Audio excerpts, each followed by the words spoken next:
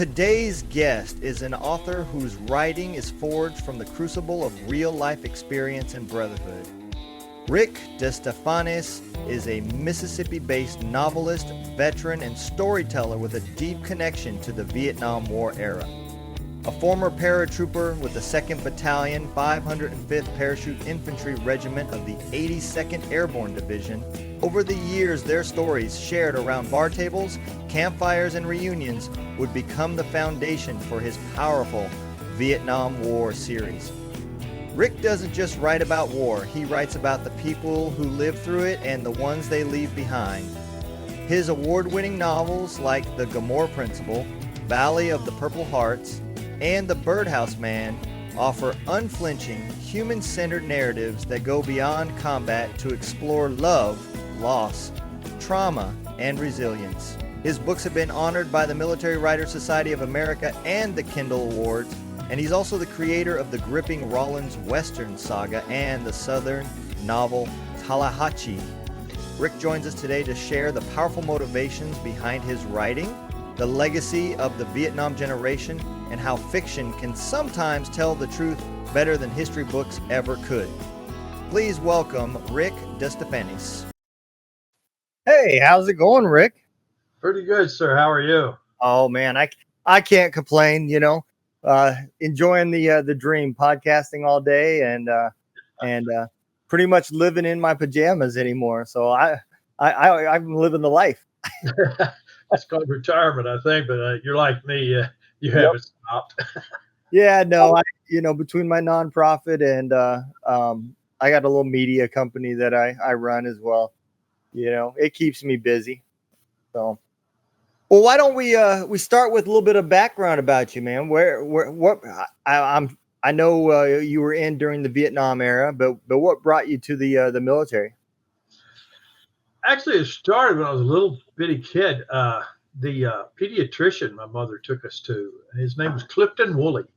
And later, he became the team doctor for the University of Memphis for their football team. But when I was a little kid, he had this photo on his wall, a black and white photo of a young paratrooper standing in front of a C-47 with full rigging, parachute, all the gear and everything. And I asked, who that was, and he said, "That's me."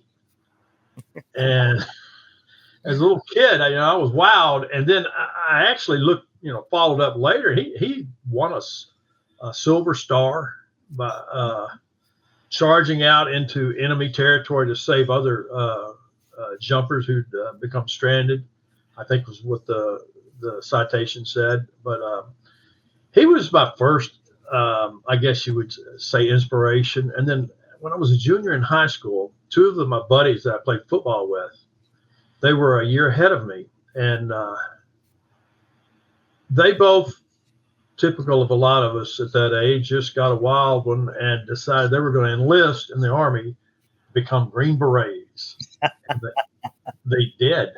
Oh, they did. One of them ended up dealing with the people don't realize that we were doing a lot of clandestine drug maintenance, I guess you would say, down in the Central America in the late 60s. I did not realize that, but a lot of what one of them did was classified for years, and he worked out of Fort Sherman in Panama, and the other one went to Nam, and he actually did halo jumps into North Vietnam too. And these guys, don't get me wrong, the only way I know this is we all get blasted out of our minds and taught when we were younger. Yeah. But they're very quiet, humble heroes, and you probably couldn't get them to say a word nowadays. But the other guy, he stayed in the rest of his life. Afghanistan, Iraq, and a number of other deployments he made over the years. But, he actually retired in Jackson, Mississippi at the that's where he worked out of at their Army Reserve base there. Okay. I don't, that's a whole different set of nuts right there to be willing to halo into North Vietnam at that time, man. So my hat's off to him. He's definitely a way braver man than I am. So. Yeah, well, I mean, the thing I learned is when you're 18 years old, you're subject to do just about anything. And yeah, at least that's my excuse. People ask me that oftentimes. I just tell them, when you're 18, you get some pretty crazy ideas. And the shame of it is oftentimes you follow through. Yeah. I've got 2 knees. I just had replaced. I just had the other one replaced about 5 months ago. So hitting the ground with about 80 pounds of equipment is very conducive to destroying all the meniscus and cartilage in your knees. Yeah, it's great for backs and everything.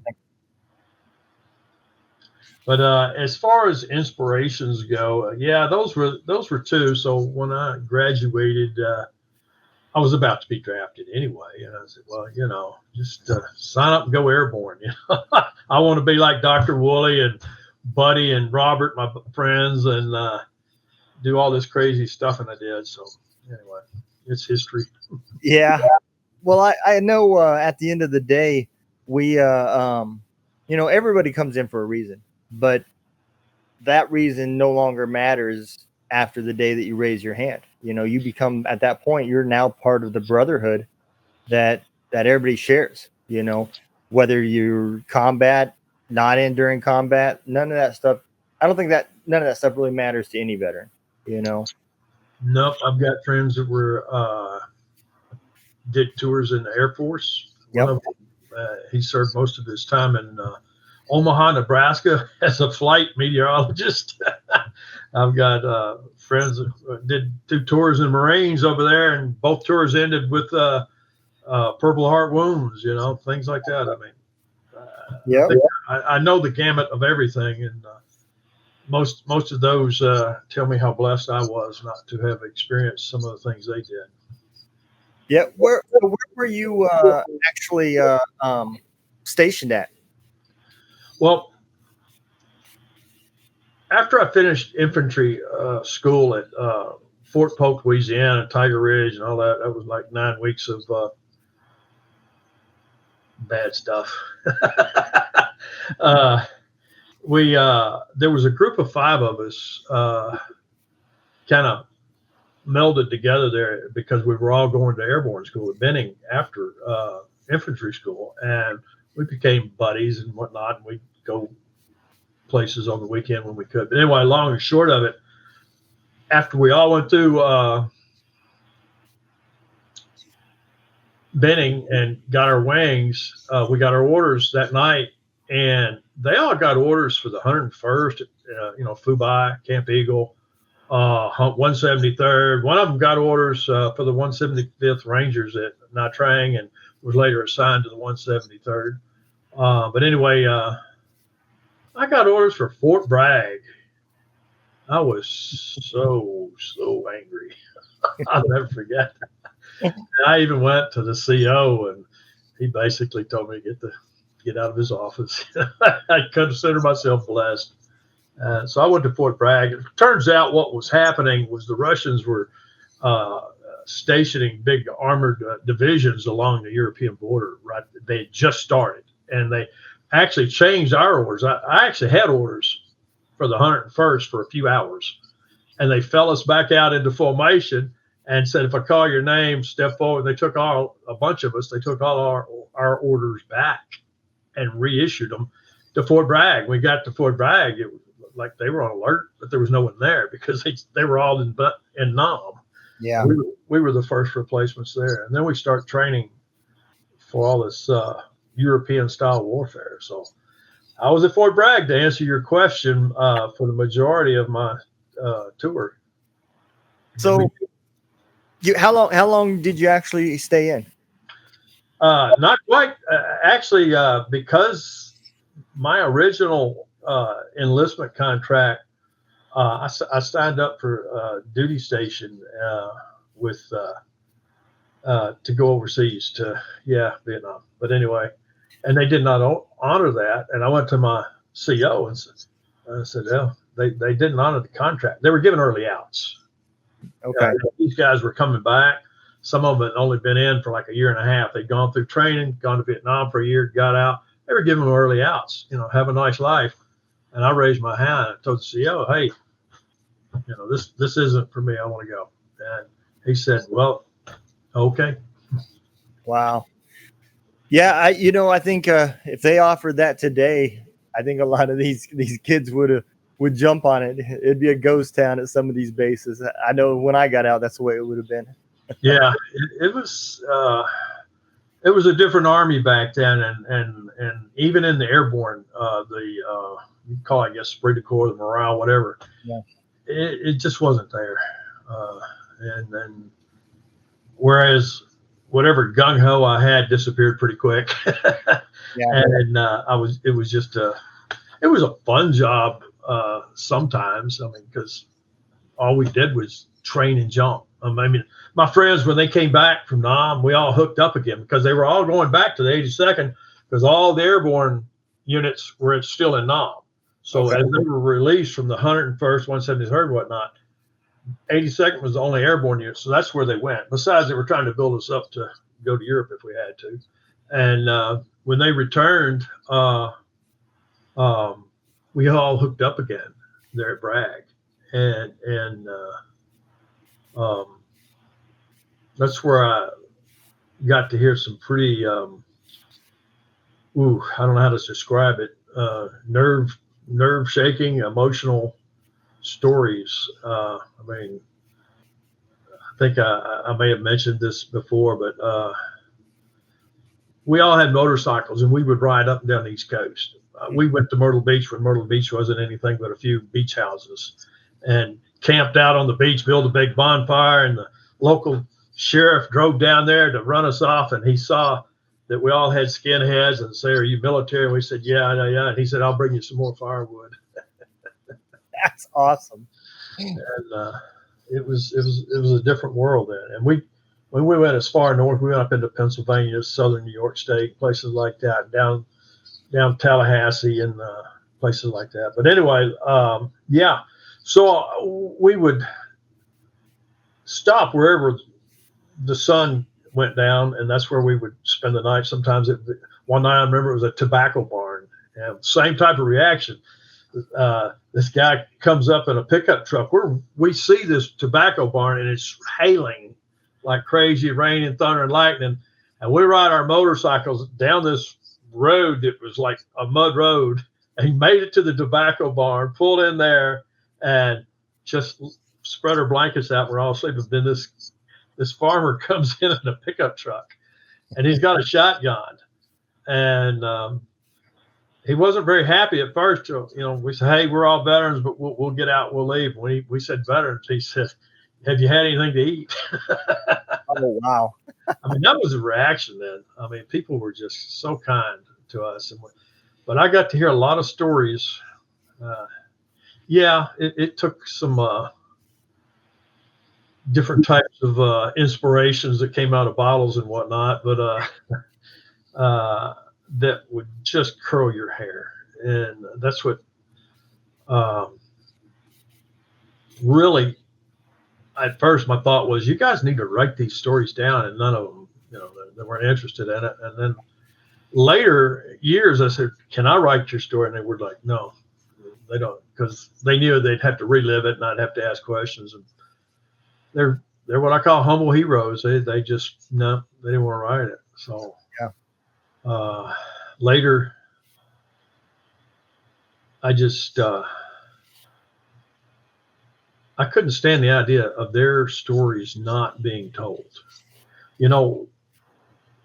Stephen Crane, Red Badge of Courage, he actually experienced, or I actually experienced what he experienced, I guess. I want to keep this in perspective. But anyway, when he started reading the books by the veterans, and I had only read a few, they were the first ones to come out in the 70s and 80s.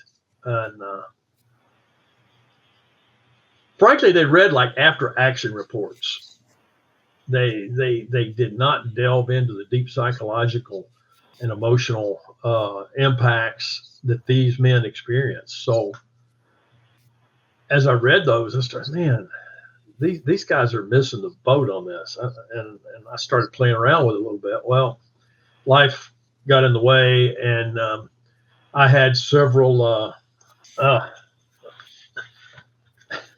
legal pads just filled with what I was doing, writing the stories these guys had told me. Yeah.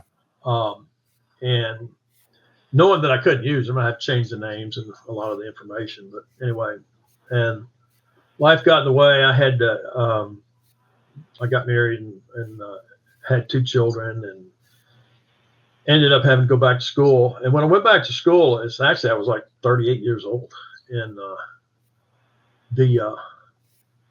there was a professor who was over the English department at the University of Alabama, and he actually taught one of the adult classes, and he told me, well, you should really consider writing. And he was a mentor of sorts. He started me writing, and it ended up to finish out get my degree there at Alabama. I had to do a 12-hour senior project, and he suggested writing a novella, which later became the Gomorrah Principle. Okay. So that answers the question I was getting ready to ask you was did you go into writing after you got out and added this, or was this project one of your first undertakings? Yeah, it was actually one of my first undertakings, and the original story kind of was based on one of the guys had gotten over there and got assigned to a special operations group.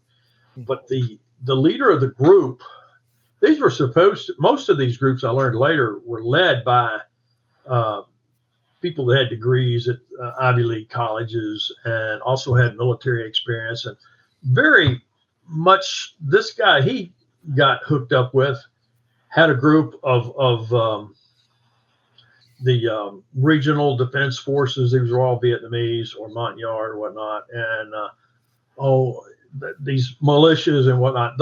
And then he worked in conjunction with the Vietnamese Special Police.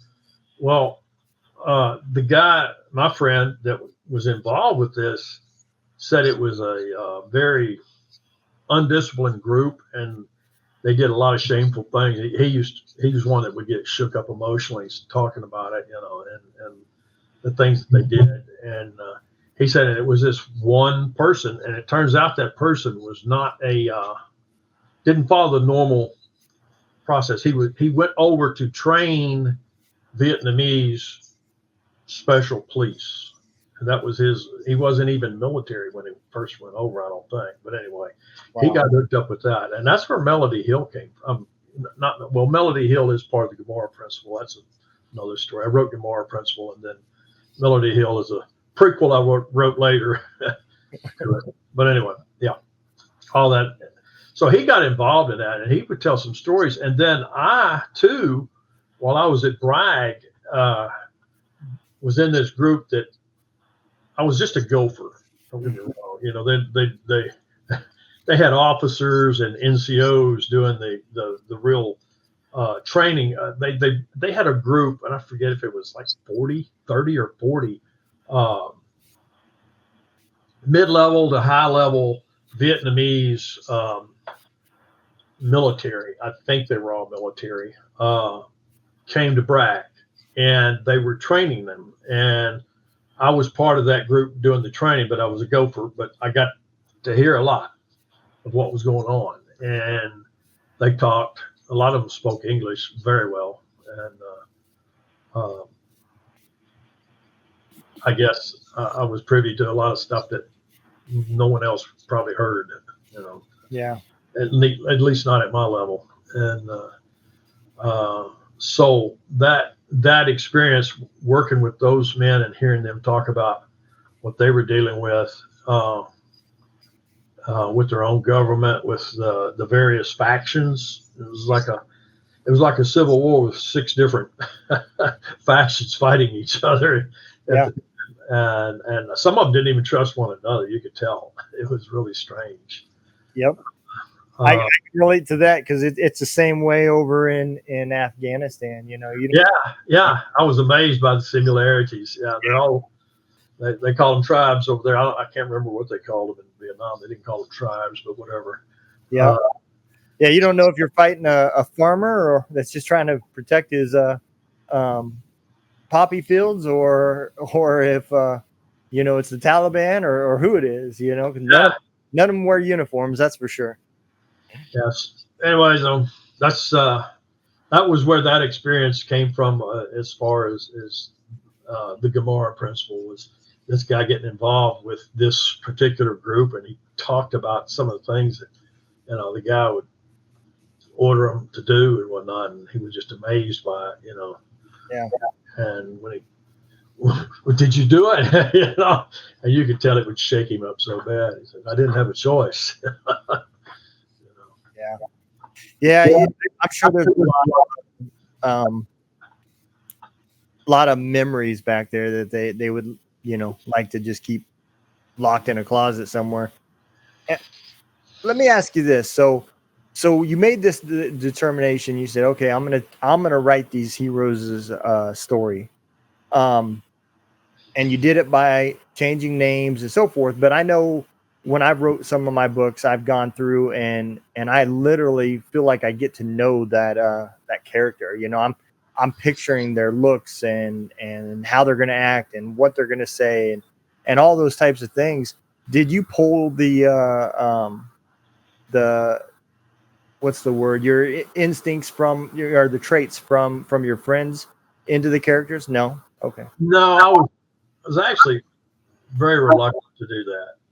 I thought they might recognize themselves, and I'm sure some of them, like this one guy read, he tried twice to tell us a story, and finally he told me one night, finished the story where they had, he was the one that went with the 175th Rangers and was assigned to the 173rd at LZ English, and they had a South Vietnamese hospital was being, I guess you'd say burglarized for a lack of a better term, but all their supplies were disappearing. Mm-hmm. And they finally figured out they were going out the back door and they were being stolen by Viet Cong. And, but they also had people in the hospital who were Viet Cong, so they couldn't catch them. They never could nail them. But anyway, long and short of it, he was on a ambush outside of this area, at the edge of the mountains, where coastal went up into the mountains from where this hospital was located. Anyway, they pulled an ambush that night, or actually said it was still daylight when they pulled the ambush. But this group looked like about 15 of them coming back up through the trail there, and they pretty much decimated them. And but when they went down there, they found that only the first three in the line were carrying AK-47s, and a couple or three at the back had AK-47s. All the rest of them were nurses, Viet Cong nurses carrying the stolen medical supplies. But he said, this was a story he just couldn't hardly tell you. But they had killed them all, and they were all young women, and it just completely destroyed him. He died when he was 60. I don't know. These guys had some very, very tough. The guy that was involved with the special operations group, he was shaky too. I mean, they dealt with some garbage, and they didn't want me to tell their stories. I don't blame them. Yeah, I don't blame them either. The one thing that, and I've always wondered this, is the one thing that we had a hard time with during our era was keeping up with the changing of the enemy, right? The enemy was constantly evolving, and our plan, the way we did it, was units that would rotate back would tell the cadre that was doing the desert trainings, the things that they seen. And then the next unit that would go through NTC or whatever, they would train them on those tactics. But then by the time you get over there, they've already changed it again. And we had the ability with all this technology. Vietnam era did not. I wonder, how did you guys deal with the changing tactics then? Was it just learning on the fly? Yeah. Most of my experience is secondhand, of course. Right. And but I know this stuff inside out. I'll put it that way. They didn't have any continuity at all. Every time a new lieutenant came in, if he was smart, he found the oldest NCO in the group and he held on to his coattails and listened to everything that guy said. Yeah. Because there was no changing of the guard, so to speak. You didn't ever see the guy you replaced. I think the wars, the studying I did of especially Afghanistan, the wars were so amazingly similar. I couldn't believe we were doing the same thing over again. Yeah. Especially the nation building part of it. This probably is pretty ugly, but you can't teach a pig to fly. No. No, you can't. And that seems to be the trend. I don't know if it's about saving face or whatever, but we go in and you can tell the phases based off of the soldiers. Your first phase, we're just eliminating everything in front of us. Even our policies that came down with convoys, if a vehicle tried to get in between a convoy, we just rammed them, shoved them off the road and whatever, or shot at them. And by the end, we changed it to where convoys were going for miles wide because we were opening up so much to allow the traffic to go in and out. And you could tell that was kind of okay. They're slowly rotating us towards leaving because the next phase is going to be rebuilding and training the troops and all that stuff. I never enjoyed that part. That's where you see the political bullshit. Yeah. I trained some Iraqis on logistics, and they had Humvees that we had gave them, and we were giving them parts and acting as their warehouse, and so they would order the parts, and then we would show them how to prioritize where is this part going to go. If you got a unit up here at the front lines that needs the same part, they're going to get it before this one. And every time it went to the highest bidder. The unit that needed it wouldn't get it, and next thing you know, the other unit didn't need one anymore, and it just disappeared. And it was the base commanders and everything were just raping us. Yeah. So you start writing these books, right? And did at any point did it just become like an addiction that you had to get through it to get these stories out, or because you didn't have that author and subject interview process, was it more of like just writing a fictional book? That's a tough question. I always wanted to get the story out. Matter of fact, if you were to read a few of my books, you'd understand they're not your average war story. They're about the people. And most of them include a strong secondary female protagonist. It may be a girlfriend, it may be a nurse, it may be, whatever. And then most of my books don't end when they fly out over the Sea of China and head home. They sometimes they last a little longer because they deal with the PTSD and things like that. Yeah. Yeah, that was, that was definitely the living definition of the war doesn't end at the border, because the welcoming home was just like another war that you guys were fighting when you got back. The people not being happy with you, the spitting, the protests, all that stuff going on. It's literally like fighting for your sanity again, all over again, just without weapons this time. Yeah, and it's like I said earlier about the Stephen Crane's reaction to the actual veterans who wrote their stories, and they read like after action reports. So he was inspired to write the Red Badge of Courage. Well, that's kind of was my inspiration. I want to tell the real story here. I mean, this is not, oh, we had a great time and we went out with M16s and mowed down the enemy and all. Looked like what was that old sitcom with Mr. T in it? The A-Team. The A-Team. They get all shot to hell, and at the end, one's got an arm sling on, and they're all sitting around with a beer, and I'm like, oh hell no, that's not the way it went. I mean, average time these guys would leave the bases and just be out in the jungle was days to weeks.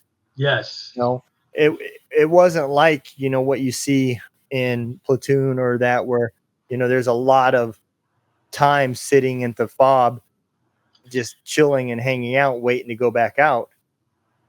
That's exactly right. Because the war beginning with Vietnam changed dramatically because of the helicopter. And I think the guys who went to Iraq and Afghanistan saw this in spades. But you didn't go out, fight to get into some town, then fall back on the line and sit there for weeks at a time. Yeah.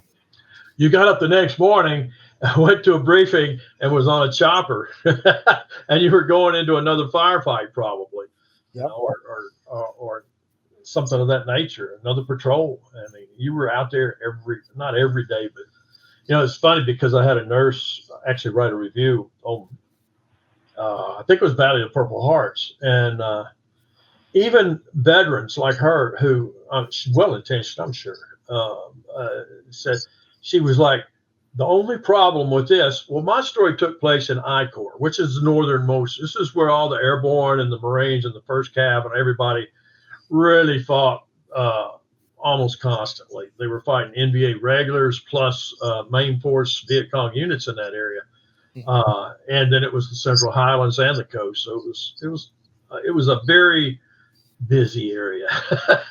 Well, she was down in Third Corps, and she wrote this review saying something to the effect that the only thing is they were fighting all the time, and we at best saw wounded maybe once a week. And I'm like, well, honey, you were very blessed. Of course, I didn't say that because I don't respond to any type of that stuff when they write the reviews. But I'm sure it was that way. It was a different war everywhere you went. I've got friends. One of them's received its Distinguished Service Cross, and I think he got the Silver Star twice, and he was up to his chin in it down in the Delta. Mm-hmm. And he was in, I don't know if you know who Colonel Beckwith, that ring a bell? Yeah, the last name rings a bell. Yeah, he was a very famous colonel with the 9th Division, and that's where this guy was assigned as a young lieutenant. And he said, man, they had us going all the time. He said, we never had more than 2 days off the whole year. Yeah. Yeah. The helicopter that came out of that war, was just a workhorse. The Huey. Oh yeah. It's probably way better than anything we got now.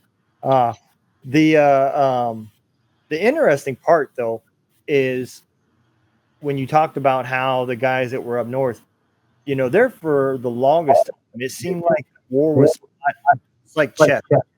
It was about owning the middle ground. If Yeah. And it was just pushed back and forth, and it was like nobody could really get total control over the middle ground just to be able to keep pushing back and keep pushing back. It's amazing the similarities. Yeah. And so, in Vietnam, it probably wasn't uncommon to go to a place, get into a firefight, get control of an area, and 3 weeks later be back in that same area trying to get control of it again. Very common. Yeah. One of the most famous battles was the 101st taking Hamburger Hill, Dong Hat Bai. Mm-hmm. And I had a Marine recon buddy, he made the comment, "Oh, that's just a bunch of fake. They didn't have to fight that battle." And he said, "We walked over that hill. There wasn't anything up there." Yeah, 500 paratroopers killed themselves on that mountain. So I don't know how that happened. Yeah. Very sharp rocks when they landed. Yeah. Anyway, so you're exactly right when you say that. I mean, these guys would go through an area, maybe it wasn't anything there, and then the next thing you know, they're doing an air assault in there, and they're under heavy contact with all kinds of main force Viet Cong and NVA regulars and everything else. And they're like, where'd they come from? Yeah. The guys going out on these patrols, the regular Army guys, they were still small. It seemed like, at least in the movies and everything, I've never had the opportunity to actually talk to somebody that had been there. And I've definitely tried. It just seems like they're much smaller platoons, or it was literally like a squad of a platoon would go out versus a platoon go out. Was that pretty common over there? It was, and it was. It depended on where they were, and they had a lot of. We had a whole lot of recon, LRPs, long range reconnaissance patrols. Just different types of units that did operate as small units, but they were also trying not to have contact. They were just trying to put eyes on the enemy and figure out where they were. And that's where your larger units would come in and do air assaults and that type of thing, unless you were further south where the roads were a little better. And they, like the 11th Armored Regiment, people like that would go in with tanks and APCs. Which, but you're exactly right. Yeah. But a lot of times, if it was called a platoon and it had 18 or 19 men and it was doing pretty good. Yeah. They were understaffed. Yeah. Now an average platoon's somewhere between 40. 5 and 40. Yeah. That was the stateside platoon. It was 40, 44 people, and over there it was hard to keep a platoon fully staffed. Yeah. Well, I was kind of leading into this question because what makes special operations so unique is the fact that they do operate in a very small team type scenario. So the SF guys that was over there, the Green Berets that was in Vietnam, what was the average size that they would be working with? It varied, but a lot of them were just 6-man teams, or they would have 3 special forces guys, sometimes only 2, with 14 or 15 Montagnards. The Montagnards were fierce warriors. They would fight. They were loyal. They were good people. But their first main priority wasn't, God and country. It was their family. Yeah. It was it. It was their family was their number one priority, and they were very loyal to their special forces leaders. But these SOG teams, usually no more than three on the team were actual special forces, and the rest of them were the militias or the Montagnards, something like that. And that's real common to today. I mean, it's not uncommon for a regular Army person to be attached and help out. But the weird part about all that is it seems like there was a huge difference between the loyalty of the alternate militaries in Vietnam compared to the loyalties that we had in Afghanistan. I would trust an interpreter more than I would any of the regular Afghan army. Yeah. And that was one of the problems that we had. Was SF's job back then as well part of training these additional troops? Was that? Oh, yeah. They would they had all manner of different ways to interrelate with the local people. I mean, they always did med caps where they went out and treated all the children and gave them vaccinations and pulled teeth, whatever. I mean, that's what the special forces did. They tried to inculcate this trust, and the people loved them. The Army Rangers, the LRP teams, military Army, that is, LRP teams who weren't actually special forces. Mm-hmm. A lot of them were just straightforward Army. Some of them were the Rangers, but they were different operators now. They did not operate, and they would have teams of seldom less than 6 or 7, but most of them would go out with a team as many as 9 or 10, and some of them had what they call bull teams. They would go out with 10 men with 2 M60s crews on each end, and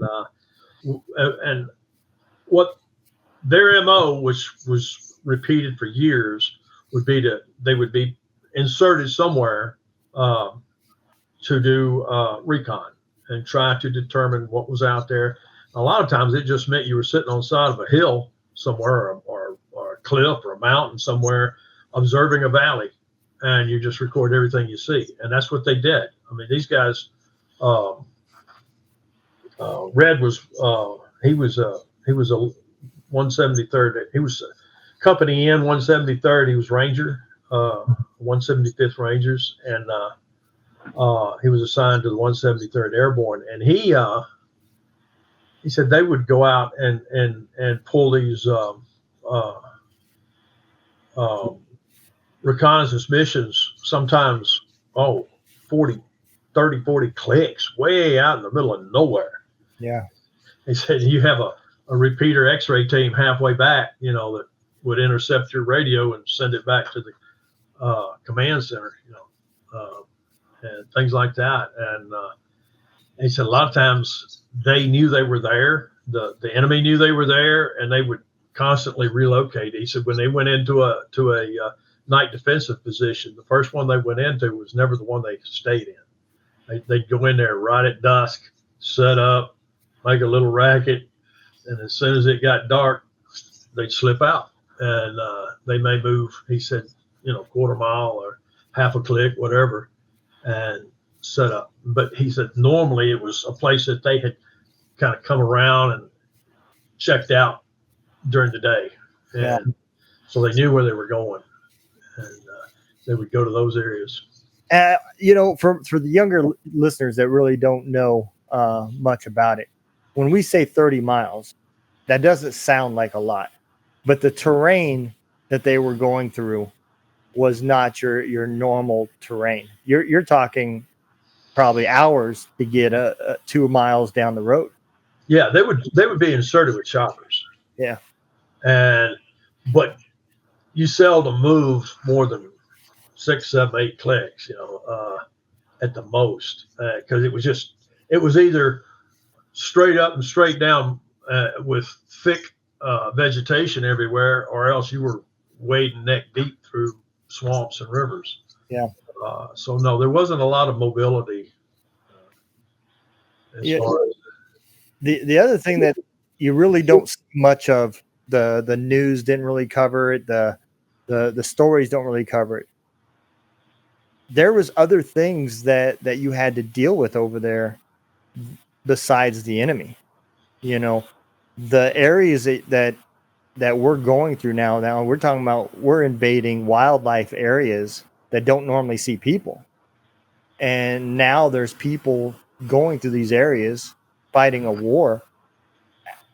How many of the stories that you heard involved snakes and other local wildlife that they had to contend with? it's funny. None of these guys had direct problems with the snakes. They saw them and they skirted them, obviously, that I knew, and they talked about it. Even some of the other veterans, they saw the snakes. They were there. Most of them either knew somebody or knew of someone that had gotten bitten. Mm-hmm. But yeah, they had this banded crate. They called it Mr. One Step, I think, or Mr. Two Step, something like that. Yeah, if you were so unlucky to get bitten by him, you took about 1 or 2 steps, and that was it. His venom attacked the nervous system and completely disabled you immediately. Wow. But yeah, the real pains were leeches. If you went through a river or a swamp or anything else, the first thing you did when you got on dry land was strip and light a cigarette and start burning off leeches because they were going to be there. And the other thing was, whenever you slept on the ground, you made darn sure you did a complete 360 careful examination of where you were, because they had ants over there, the red ants, but apparently they're very similar to the fire ant we have in the southern United States. You wake up with a poncho full of those, and you definitely dance a lot before you got them off of you. Yeah, I didn't even think about ants. And I guess because when you think of Vietnam, you think about all of the monsoon, the raining, and the hot, humid. I picture it being similar to like what Korea was in the summertime. Was how much was the rain as much as it shows on these movies? Was it? I think it was. It's you can talk about monsoons, but I think that's one thing I probably have not really done justice to. On a personal basis, I can tell you where we were restricted to a line and told to remain in our positions and not to leave them under any circumstances. And I'm sitting here in a hole, muddy. The empty sea ration cans from where I'd eaten had fallen off the edge and were floating in the water, and my poncho's floating on top of the water, and it's up to my chin. And you sit in that all night, and you get out, and you're like, wow. Yeah, I think the monsoons were very realistic, but the monsoons affected our soldiers as much as it affected them as much as they affected our soldiers. So yeah, it wasn't pleasant for anyone. Yeah, absolutely. I mean, after being out there for 2 days and it just rained all nonstop for those 2 days, the morale is just killed. Especially when you wake up that third day and it starts raining. You're just, by that point, you've had it. I can imagine. I never Korea. We were in buildings and stuff like that, but and then there was never a rainy day in Afghanistan. It seemed like so. Well, yeah. That where are you? What part of the country are you in? I'm in Missouri right now. Okay, God's country. Okay, I love Missouri. Anyway, it was something, and I wonder if Afghanistan wasn't this way. I had to go out on the west coast of California, Los Angeles in particular. I was doing some training some management people out there for the company I worked for, and I had to stay out there 2 weeks. And it was after about 10 days of 72 degrees and sunshine, you get a little edgy. I don't know what it is, but I'm like, when the hell is it going to rain? Yeah. And I'm wondering, you just kind of, well, I mean, it's really nice, but I wish it'd do something. Yeah. I really only remember one rainstorm. And the reason why I probably remember it is because at the time that it rained, a sandstorm had came through. And the rain being above that, as it was going through that, it turned everything into mud balls. And so it was literally like God was just chucking mud balls at us. Yeah. You could hear him hitting the tent, and the whole area was orange. And then I was like, man, I hope it don't never rain again. Yeah. That unchanging weather was strange to me. Yeah. You know how we are in Missouri. You are in Missouri, and we're the same way in Mississippi. I mean, just give it about 30 minutes. It'll be doing something different. Yep. They say there's 4 seasons. The part they leave out is it can happen in the same day. Yeah. So, let me ask you this. When you decided I'm doing this project and I'm telling these stories and you're writing them down, was there ever a story that you came across and started saying, you said, no, that one's not going to be in there? Actually, it's probably more than once, but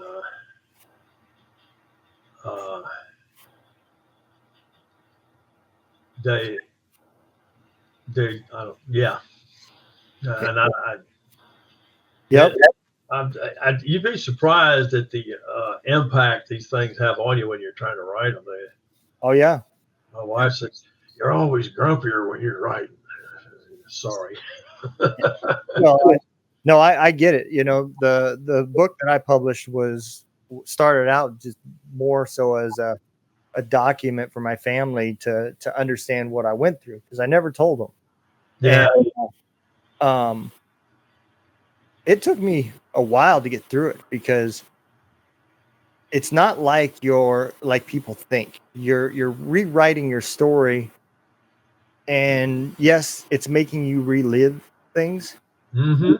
The other problem is it makes you look at things from the outside in, and now you find yourself judging yourself on things that had happened and stuff like that. And so I had a hard time getting through it. But what I did learn was, when I did finally get through it, I think those are the things that helped the most, because it was now like I could see the things that I was believing to not be necessarily true. Not all people from Afghanistan are bad. Not, those types of beliefs that I had. I had such a hatred, because I lost so many friends. And when you start writing the stories, especially when it no longer became a document for my family and it was going to be published, and you had to have more details in than what I had put in there. It does kind of make you put things into a perspective, that may be good or bad, but it does make you put things into perspective to kind of look at things from the outside in. I agree. I think the most difficult part of it is looking from the outside in, but knowing that, I wish I could verbalize this better, but you're playing with or working with people, real people. Yeah. And real events. I mean, that's one thing. Some of my stories do get a little fanciful. Not most of them don't, but I've got 2 or 3 that are pretty fanciful. But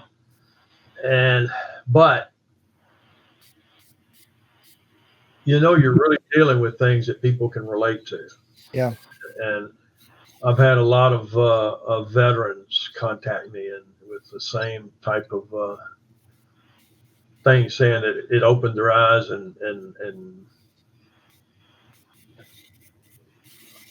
it made a positive impact on them. I'll say that.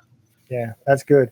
The one thing that a lot of people that didn't serve, they don't understand, and I think that's more in today's era than back then, is what you've seen on the news, whether you believe it or not, was controlled. They got to see and report on what we let them see and report, and it was done like that in Vietnam too. It was, instead of being civilians, now it was military journalists for the most part, but it was still controlled for a narrative going back to the people in the States. Exactly. Yeah. And you don't. When I tell people that if you want to see real evil, go to a combat zone and you'll see what real humans are capable of doing. So true. So true. And a lot of them are your young guy next door who just was absolutely, totally inundated in a survival mode of Yep. You do this or you die. Yeah. And they did what they had to do. And a lot of them get back, they can't live with it. I think that's why you see a lot of these issues. Yeah. And that's one thing that is in almost all of my books. Matter of fact, one entire book deals with post-traumatic stress. You wouldn't know it was that reading it, starting off. Yeah. It's one of those dead serious ones with full of laugh out loud episodes in it, where the young guy gets himself drafted and goes off to war and comes back, can't deal with it. And that's another part. You had people that didn't volunteer. They were voluntold. They went to this country. At that point, it doesn't matter whether you were drafted or not. Once you're on ground, nobody's fighting for their country. They're all fighting to go home. Just like you said, whatever I have to do to make it back to my family, I'm going to do. And at that point, you have to understand that when you come back, the difference was we had a nation that was happy to see us, just about on every corner. What you guys came back to was fighting another war. Now it's a war in your head that you can't talk to anybody because you don't know what their reaction is going to be. The VA was basically non-existent for any support for you guys. And, again, I tell people that ask, what is the big difference? And I said, well, that's the big difference between us and them, and why they don't talk is, would you talk if you had to tell a story that you're having a hard time living with, and then the person you talk to spits on you or calls you a baby killer or is just disgusted with you because you did something?